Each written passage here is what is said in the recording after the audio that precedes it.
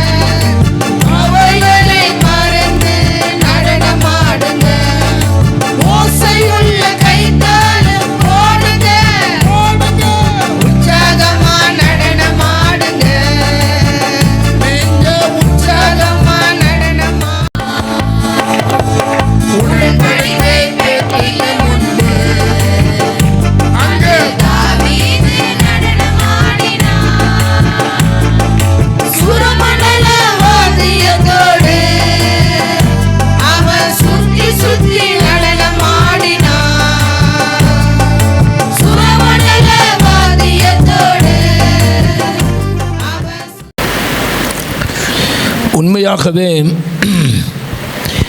ஒரு ஆத்தும தாகம், ஒரு ஆத்தும பாரத்தோடு இருக்கும் உங்கள் அருமையான போதற்காக நான் நன்றி செலுத்துகிறேன். அல்லேலூயா. ஆண்டவருக்கு நான் நன்றி செலுத்துகிறேன். ஏன்னா நான் கடந்து வந்த பாதையை நான் நினச்சா தான் தெரியும் என்னை போல் இன்னும் எத்தனை பேர் வெளியே இருக்கிறான்னு சொல்லி. அல்லேலூயா, அல்லேலூயா. ரோட்டில் சிலர் குடிச்சிட்டு விழுந்துக்கும் போது நிற்பேன், ஒரு 2 நிமிஷம் நிற்பேன், நின்று பார்ப்பேன். ஆண்டவரே, இந்த நிலைமை என்ன மாற்றினீங்க? இதே நல்லன்னு ஆனால் இந்த என்னை மாற்றினீங்களே, அவனை மாற்ற முடியுமா முடியாதா? அப்படி சொல்லிட்டு ஆண்டவரே நீ எப்படியார அவர் என்ன பண்ணுங்க சந்திங்க. அல்லேலூயா. அவன் ஏதோ குடிச்சிட்டு போடான்னு சொல்லிட்டு என்ன பண்ணக்கூடாது. எனக்கு அன்பான கர்த்தருடைய பிள்ளைகளை, கர்த்தர் நிச்சயமாகவே இந்த ஸ்தலத்தில் இருக்கிறார். அல்லேலூயா. இதை நீங்கள் பார்த்தீங்களோ பார்க்கலையோ, நாங்கள் பார்த்துருக்குறோம். அல்லேலூயா, அல்லேலூயா. யாக்கோபு சொல்கிறான், அவன் படுத்து நித்திரை செய்து எழுந்திருக்க போது சொல்கிறான், கர்த்தர் மெய்யாகவே இங்கே இருக்கிறாரு என்று நான் அறிந்தேன் என்று சொல்லலாம். எனக்கு அன்பான கர்த்தருடைய பிள்ளைகளை, கர்த்தர் நிச்சயமாகவே இந்த ஸ்தலத்தில் உங்களை ஆசீர்வதித்தார். இது வரைக்கும் ஆசீர்வதித்தார், இன்னமும் ஆசீர்வதிப்பார். இந்த எல்லை பெருகணுமா வேணாவா? பெருகணுமா வேணாவா? ஒரு வியாபாரம் நடத்துகிறாங்க. வியாபாரம் நடத்தும் போது வருஷந்தோறும் அவங்க என்ன பண்ணுவாங்க, உட்காந்து பார்ப்பாங்க. போன வருஷம் நம்ம எப்படி ஆரம்பித்தோம், இந்த வருஷம் இப்போ எப்படி இருக்குது, முன்னேற்றம் இருக்கா இல்லையா பார்ப்போமா பார்க்க மாட்டோமா? பிஸ்னஸ் பண்ணுறவங்க நிச்சயமாக அதை பார்ப்பாங்க. அல்லேலூயா. நாமே ஒரு எதிர்பார்க்குறோம். வீட்டில் கல்யாணம் ஆகிட்ட பிறகு அந்த வருஷத்தில் நம்மளுக்கு என்ன வேணும், ஒரு பெருக்கம் வேணும். என்ன பெருக்கம் வேணும்? அல்லேலூயா. நினைக்கிறோமா இல்லையா? கார் வாங்கினா பங்களா வாங்கினா நினைக்க மாட்டோம். முதல்ல என்ன நினைக்கிறோம்? ஆபிரகாம் கூட பார்த்தீங்க, எல்லாம் கொடுத்துட்ட பிறகு அவர் ஆண்டவர்கிட்ட போய் கேட்குறாரு, ஆண்டவரை எல்லாம் கொடுத்தீங்க உண்மைதான், ஆனால் இது எல்லாத்தையும் எனக்கு பின்னாடி யாரும் செய்யணும். அல்லேலூயா. எனக்கு அன்பான கர்த்தருடைய பிள்ளைகளை, அதே போல தான் ஊழியருக்கும் அந்த பானம் இருக்கும். கர்த்தர் இந்த எல்லை என்ன பண்ணணும், பெருக செய்யணும். எனக்கு பாஸ்டர் சாம் சுந்தரம் ஐயா சொல்லுவார், சில நேரத்தில் பைபிள் ஸ்டடி இந்த காத்திருப்பு கூட்டத்துக்கெலாம் வந்துடுவார். வந்தவர் சொல்லுவார், அப்படி பார்ப்பார். பார்த்துட்டு, ஏன்பா சேர் உள்ள தான் போட்டிங்களா அப்படின்னுவார். ஆமாங்க ஐயா, பைபிள் ஸ்டடி கொஞ்சம் பேர் தான் வருவாங்க. எப்படி பைபிள் ஸ்டடிக்கு நீ என்ன நினைக்கிற அதான் நடக்கும்.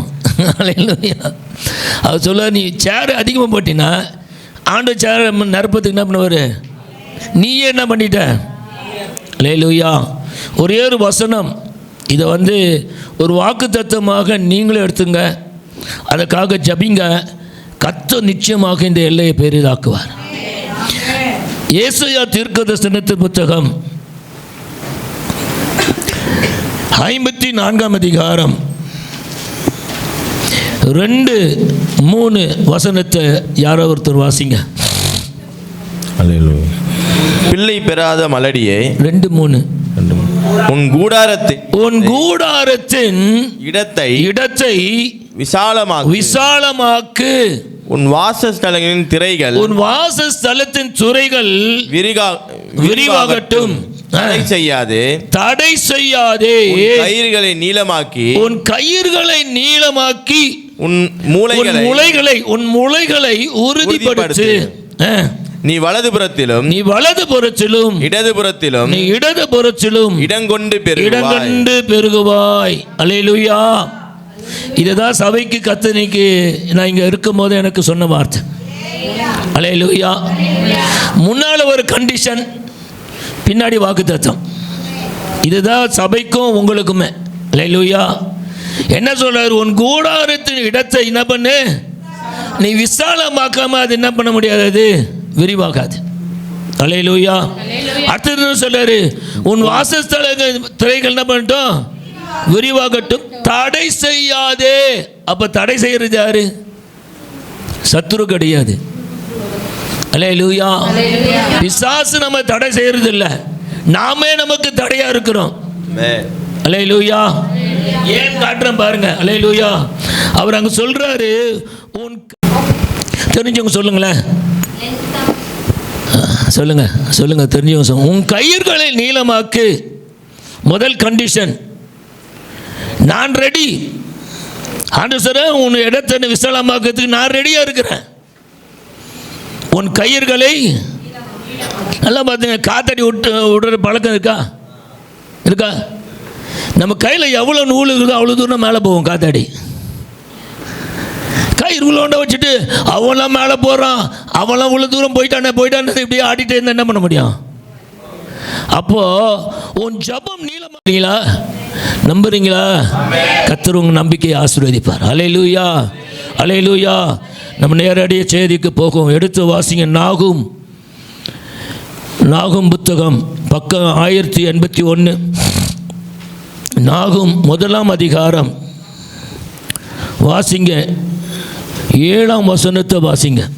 கர்த்தர் நல்லவர், இக்கட்டு நாளிலே அரணான கோட்டை, தம்மை நம்புகிறவர்களை அறிந்திருக்கிறார்.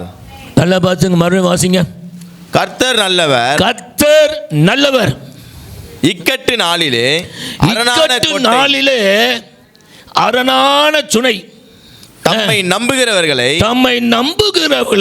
அறிந்திருக்கிறார்.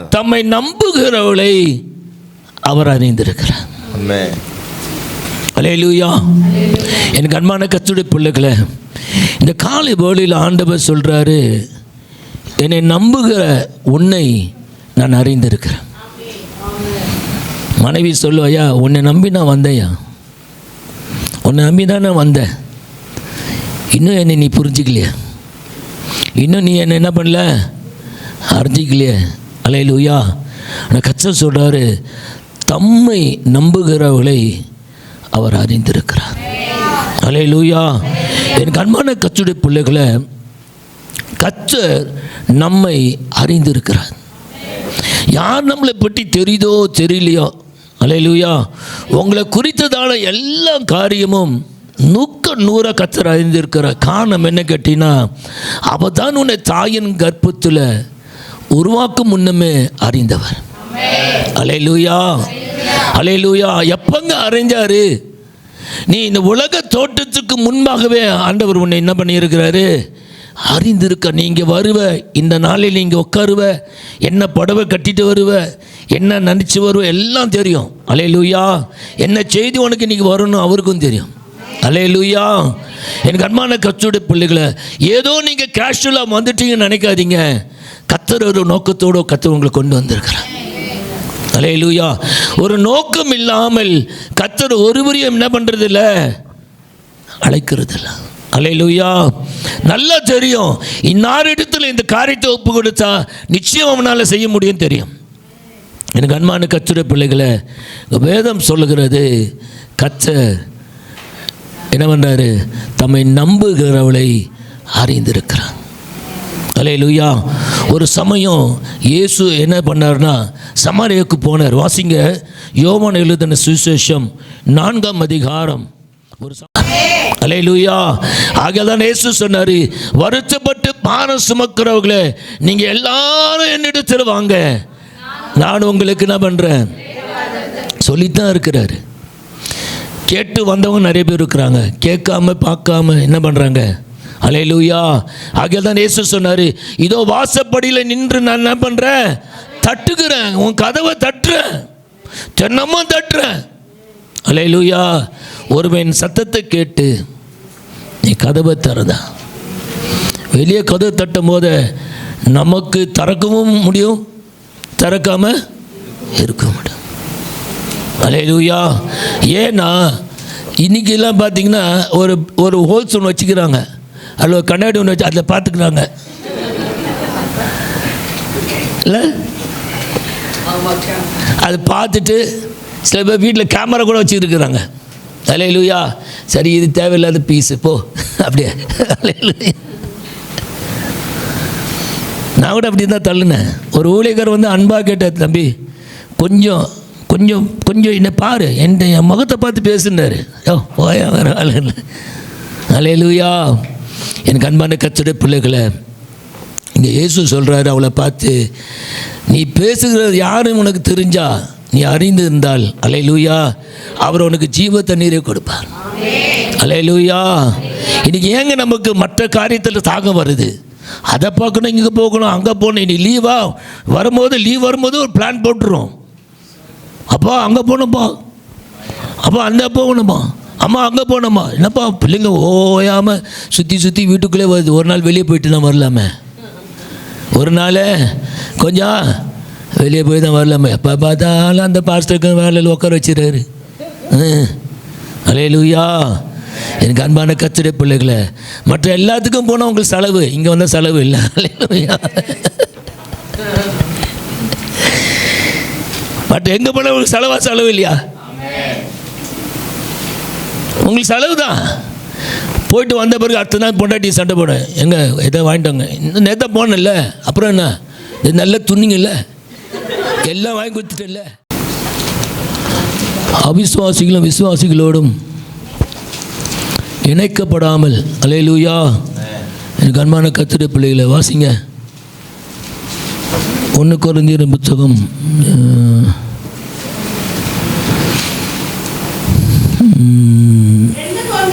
2 கொரிந்தியர் 6. சாரி, நான் 1 கொரிந்தியர் பார்த்துட்டேன். வாசிங்க. அந்நிய நுகத்திலே அவிசுவாசிகளோடு இணைக்கப்படாமல் இருப்பீராக. நல்ல வாசிங்க. அந்நிய நுகத்திலே. யார் நுகத்தில்? அந்நிய நுகத்திலே. ஆமா, விட்டுட்டு வந்துட்டேங்க. நான் அதை விட்டுட்டு வந்துட்டேன். மறுபடியும் என்ன பண்ணக்கூடாது, அந்த தேசத்தை நம்ம என்ன பண்ணக்கூடாது, இச்சிக்க கூடாது. அல்லேலூயா. அந்நிய நுகத்தோடு அவிசுவாசிகளோடு இணைக்கப்படக்கூடாது, மறுபடியும் சேரக்கூடாது. அல்லேலூயா. இணைப்புன்னா என்னது? டிஸ்கனெக்ட் ஆயிடுச்சு. கரண்ட் என்ன பண்ணீங்க, நம்ம இது கட்டல சொல்லிட்டு என்ன பண்ணிட்டேன், டிஸ்கனெக்ட் பண்ணிட்டான். மறுபடியும் இணைக்கணும், யார் வரணும்? அவர் தான் வரணும். அல்லேலூயா. அல்லேலூயா. இப்போ நாமளே போய் இணைக்கக்கூடாது. அல்லேலூயா. இணைக்கப்படாது இருப்பீர்கள். நீதிக்கும் அநீதிக்கும் சம்பந்தம் ஏது? ஒளிக்கும் இருளுக்கும் ஐக்கியம் ஏது? கிறிஸ்துவுக்கு பேலியாளுக்கும் இசைவேது? அவிசுவாசிகளுடனே விசுவாசிக்கு என்ன இல்ல பங்கு கிடையாதுங்க. தயிர் தான், பால் தான். வருத்தப்பட்டு தனக்கு உண்டானவை எல்லாம் செலவாயிற்று. அதிகமாய் வருத்தப்படும் போது இயேசு குறித்து கேள்விப்பட்டார். அல்லேலூயா. 12 வருஷம் வேதனைப்பட்டா. அநேகர் வைத்திர போனா, எல்லாம் யார் என்ன சொன்னாங்களோ எல்லா பின்னாவும் போனா. என்ன கிடைச்சது அவளுக்கு? செலவு தான் கிடைச்சது. அல்லேலூயா. இதை விட மார்க் எழுதும் ரொம்ப விசேஷமாக எழுதுறாரு. வாசிங்க லூக்கா எழுதின சுவிசேஷம் 8ஆம் அதிகாரம் 43, 44 வாசிங்க.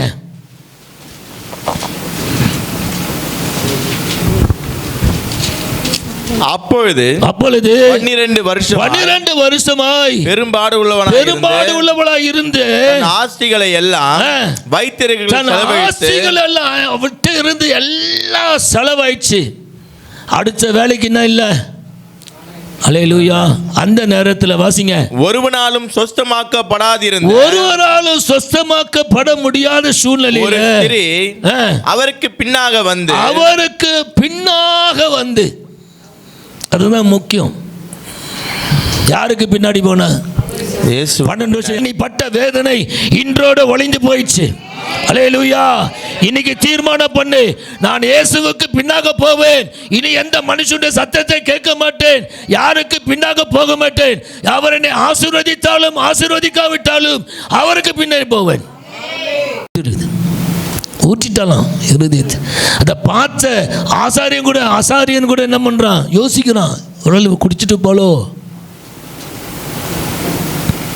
எனக்கு அன்பான கர்த்தருடைய பிள்ளைகளே, வேதம் சொல்லுகிறது, உன் வாயிலிருந்து வார்த்தை வருவதற்கு முன்னே நான் அறிந்திருக்கிறேன். அல்லேலூயா. இவரெல்லாம் நினைக்கலாம் வாயை தந்து ஜெபம் பண்ணாதான் ஜெபமா? இல்லை, அவருடைய சமூகத்தில் போய் அழுது அப்படியே உட்காந்து, ஆண்டவரே எனக்கு என்ன செய்து தெரியல. அல்லேலூயா. எனக்கு அன்பான கர்த்தருடைய பிள்ளைங்க, ஒரு நாள் பேதுருக்கு ஒரு பிரச்சனை வந்தது. என்ன பிரச்சனை வந்தது? வரி பணம் கட்டணும். அவன்கிட்ட என்ன இல்லை? ஒன்றும் கிடையாது. இயேசு நம்பிட்டான். 100க்கு 100 இயேசு மேலே தான் நம்பிக்கை. அல்லேலூயா. எல்லாம் நம்பி தான் எல்லாத்தையும் தூக்கி போட்டுட்டு என்ன பண்ணிட்டான்? என் ஜாதியை வேணாம், ஜொன்ன வேணாம், ஒன்றை வேணாம் சொல்லிட்டு என் பின்ன வாசன உடனே அவரை என்ன பண்ணிட்டான்? போயிட்டான். ஒரு வேளை அந்த வரி பணம் கேட்கும்போது அவன் யோசிச்சிருப்பான், கொஞ்சமாவது எடுத்து வச்சிருக்கலாம். அவரை நம்பி நான் வந்துட்டேனே, இப்போ நாளைக்கு பெரிய பிரச்சனை இருக்குது, மலை போல ஒரு பிரச்சனை இருக்குது. அந்நியரிடத்திலோ யாரிடத்தில் வாங்குகிறார்கள் என்று கேட்டான். அதற்கு பேதுரு, அந்நியரிடத்தில் வாங்குகிறார்கள் என்றான். இயேசு அவனை நோக்கி, அப்படியானால் பிள்ளைகள் அதை செலுத்த வேண்டியதில்லையே, ஆகிலும் நாம் அவர்களுக்கு இடராயிராதபடிக்கு நீ கடலுக்கு போய் தூண்டில் போட்டு முதலாவது அகப்படுகிற மீனை பிடித்து அதன் வாயை திறந்து பார். எல்லாம் பார்த்துங்க, ஆண்டவர் என்ன நல்ல ஒரு ஆலோசனை கொடுக்குறா பாருங்க. அவளை போல ஒரு ஆலோசனை கொடுக்குற ஆண்டவர் எங்கேயுமே கிடையாதுங்க. என் மனுஷன்கிட்ட போயிருந்தா சொல்லலாம், வீட்டுக்கு வீடு வாசப்படின்னு வா, வீட்டுக்கு வீடு. என்ன பண்ணுறது? நீ அவரை நம்பி வந்த, இப்போ பார் நட்டாந்தரத்தில் நிற்கிற. உன்னை நட்டாந்தரத்தில் விட மாட்டார். அல்லேலூயா. உன்னை நடுவையில் விட்டுற மாட்டார்மா. புருஷன் விட்டுட்டு போயிடுவான். போய் ஜோம் பண்ணு சொல்லுவோம்மா, போய் ஜோம் பண்ணு, நாளைக்கு உன் பிரச்சனையா போய் ஜோம் பண்ணு. இன்னைக்கு ஜோம் பண்ணு, நாளைக்கு ஆண்டவர் கதை தருப்பார். அல்லேலூயா. எனக்கு அன்பான கர்த்தருடைய பிள்ளை, ஆண்டவர் பாருங்க நல்ல அறிவுள்ளவர், நமக்கு தான் புத்தி கிடையாது. அல்லேலூயா. கரெக்டாக சொன்னார், போ கடலுக்கு போய் எவ்வளோ தூண்டி போடுவானுங்க. யோசிங்க, கடலில் போய் யாராவது தூண்டி போடுவாங்களா? வலை தான் போடுவாங்க.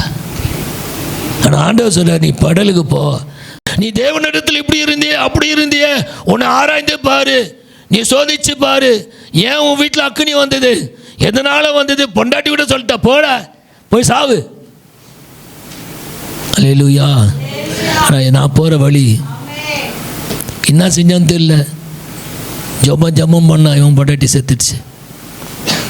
அல்லேலூயா. என் மனைவியுடைய தம்பி சொன்னான், என் அக்காவை நீ சாவடிச்சிட்டேன்னா. நீ விசுவாசி, உனக்கு அந்த வழியில் யாராலும் போக முடியாது. உன்னை தான் நடத்துவார், உனக்காகவே திறந்து வைப்பார். நீ அந்த வழியில் போ. அல்லேலூயா. இது வரைக்கும் நீ நடந்து வந்த வழி அல்ல, இந்த வழி கர்த்தருக்கு புதிய வழி. அல்லேலூயா. காரணம் என்ன? நீ அவரை நம்பி இருக்கிறனால அவர் உன்னை அறிவார். நம் கண்களை மூடி ஜெபிப்போம். கர்த்தர் உங்களை ஆசீர்வதிப்பாராக. நாம மகிமைப்படட்டும். ஆண்டவரே, கொடுத்ததை ஆண்டவரே நாங்கள் மறைக்கக்கூடாது, அதை வெளியே கொண்டு வருவதற்கான ஒரு கருவியை எங்களுக்கு கொடுத்து இருக்கிறேன். அதுக்காக நன்றியோடு ஸ்தோத்திரிக்கிறோம். கர்த்தர் தாமே இதை ஆசீர்வதித்து ஆண்டவரே எமக்கு ஸ்தோத்திரம். அநேகருக்கு இந்த பாடல் மூலமாக நீர் ஆசீர்வாதத்தை நீ தர வேண்டும் என்று நாங்கள் ஜெபிக்கிறோம். எல்லா மகிமையும் எமக்கு செலுத்துகிறோம். இயேசுவின் மூலம் ஜெபக்கேளும் ஜீவனுள்ள பிதாவே. காணிக்கை செலுத்துங்க, காணிக்கை எடுங்க. நீங்க திருப்பி போய் ஒரு வாட்டி யூடியூப்ல பாருங்க, அமைதியாக கேட்டு பாருங்க, நல்லா இருக்கும். நான் 3 வாட்டி கேட்பேன் ஒரு செய்தியை. அமன் சொல்லுங்க. ஏன் செய்தியை கேட்கறேன்னா அந்த வாக்கு தத்துவம் அப்பதான் நம்மளுக்குள்ள நிறைவேறும். ஜெபிக்கலாம். கர்த்தாவே, ஆண்டவரே, இந்த இடத்துல நீங்க வந்திருக்கிறதுக்காக நன்றி. சோத்திர ஆண்டவரே, நன்றி. ஆத்துமா கர்த்தரை சோத்திரி. கர்த்தர் செய்த சகல உபகாரம் கர்த்தராகிய இயேசு கிறிஸ்துவின் கிருபை, பிதாவாகிய தேவனுடைய அன்பு,